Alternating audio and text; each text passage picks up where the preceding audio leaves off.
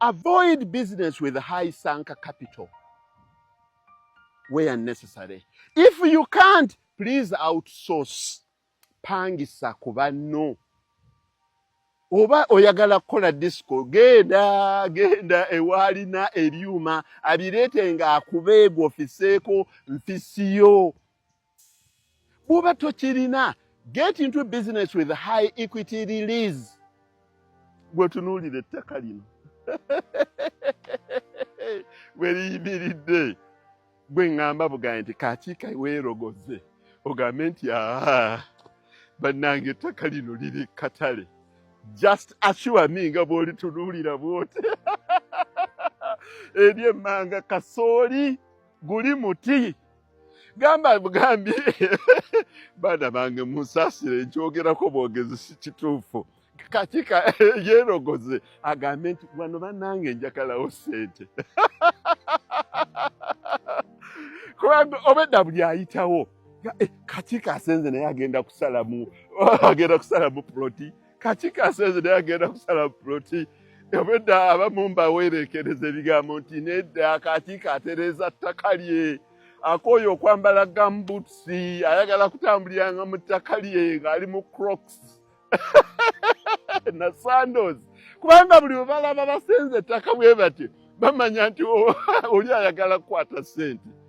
Kakiika naye asazeemu ettaka agenda kutunda. That is a business with high equity release.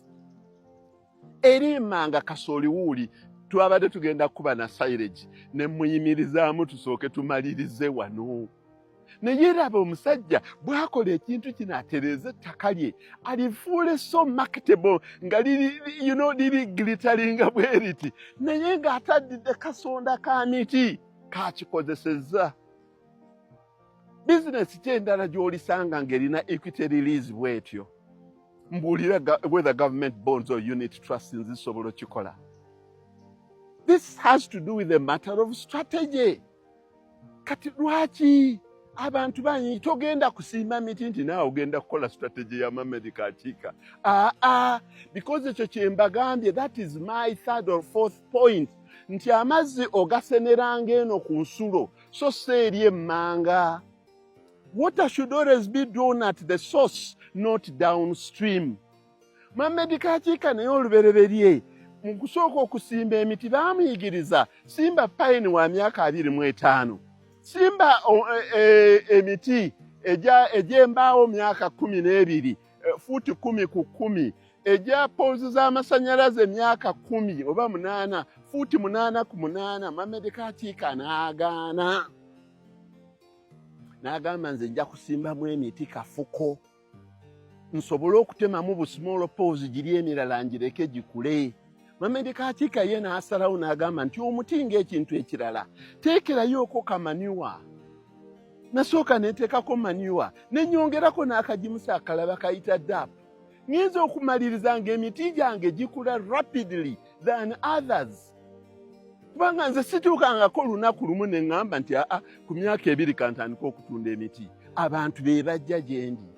Nze situukangako nti ku myaka 3 n'ekitundu kantandika okutunda bu poles. Abantu be bajja gye ndi. Muzeeyi. Ekyo kitegeeza nti amazzi ogatapingiranga ku source. Okutunda omuti ogw'emyaka 3 n'ekitundu 4 n'engutunda emitwalo 4. Mohammed Kakiika kino leero akibayigiriza, you are free to take your choice. Kisinga okutunda omuti emitwalo 10 ogw'emyaka 12.